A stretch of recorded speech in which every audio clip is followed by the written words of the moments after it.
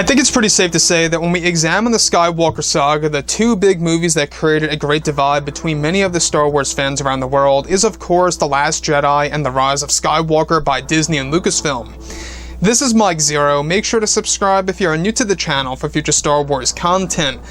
Now, if we take a look at the sequel trilogy, right? The Force Awakens, The Last Jedi, The Rise of Skywalker, these three Star Wars movies, I believe the most successful character out of all these movies is most certainly Kylo Ren / Ben Solo. In fact, actor Adam Driver, I believe, is the equivalent of what Harrison Ford was back in the day in the 1970s and the 1980s. You know, not only is Adam Driver seen in a lot of hit, movies out there that has gotten quite a number of awards and nominations, but we're also seeing that his career is pretty much living on and is going well into the future. Now, when we look at everything related to the character of Kylo Ren / Ben Solo, a lot of changes were made to this character, all because of Lucasfilm's Kathleen Kennedy. And we've been talking about Kathleen Kennedy for quite some time. You know, we do know that she's very incompetent over at Lucasfilm.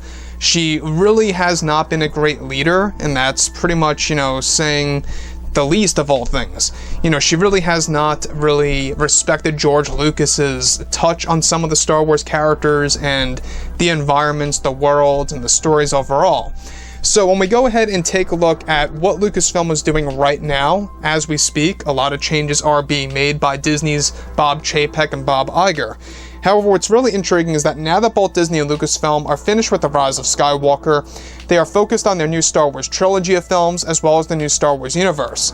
Now, Bob Iger and Bob Chapek are working together as a team in order to create a better future for Star Wars in general, in order to create a better future for the Star Wars community to enjoy more authentic Star Wars stories. However, during and after the premiere for The Rise of Skywalker, many interviews were given to the creators of the sequel trilogy as well as the actors, where eventually actor Adam Driver was questioned about Lucasfilm's Kathleen Kennedy and her leadership with Star Wars.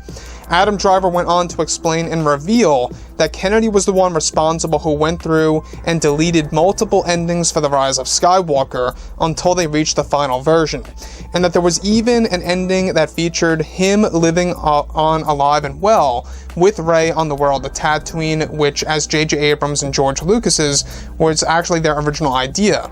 However, Driver revealed that Kathleen Kennedy wanted to do away with that idea and have Rey to be the last Skywalker.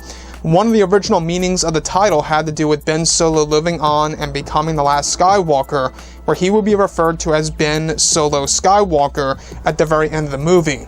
This was an idea by Lucas that was shot down and was one of the original endings.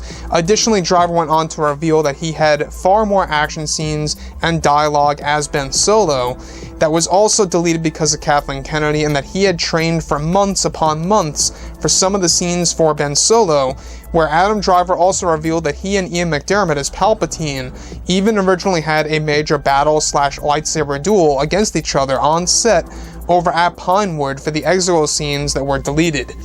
So the thing about this that really seems like The Rise of Skywalker could have been a far more powerful story is because there was going to be a lot more Ben Solo within the third act of Episode 9, and to me, this would have really given the fans a different take on Star Wars, especially for Episode 9. It would have given us, I guess you could say, a better outlook on how Palpatine came back into the equation here for Star Wars The Rise of Skywalker by JJ and Chris Terrio.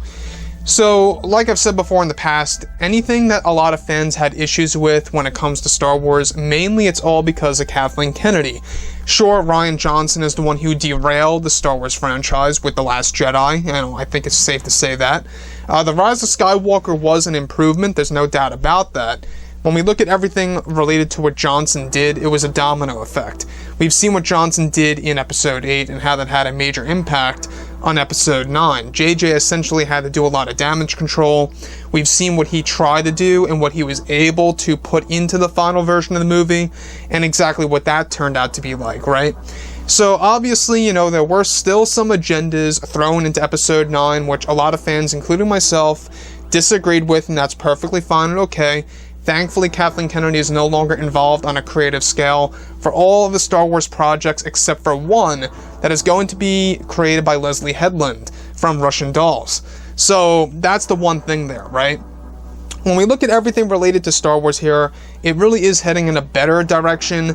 Apart from that one project that's being developed that I think is going to be a true disaster, a true train wreck by Leslye Headland, everything else seems to be on track here for this new Star Wars universe to be more authentic, with George, John, and Dave at the helm, really making all these key creative choices. So with that being said, guys, let me know what you think about everything related to Kathleen Kennedy and Adam Driver, and if you guys did enjoy the content for today, do make sure to drop a thumbs up on this video to support the channel. I thank you all so very much for the kind support, and I'll catch you guys next time.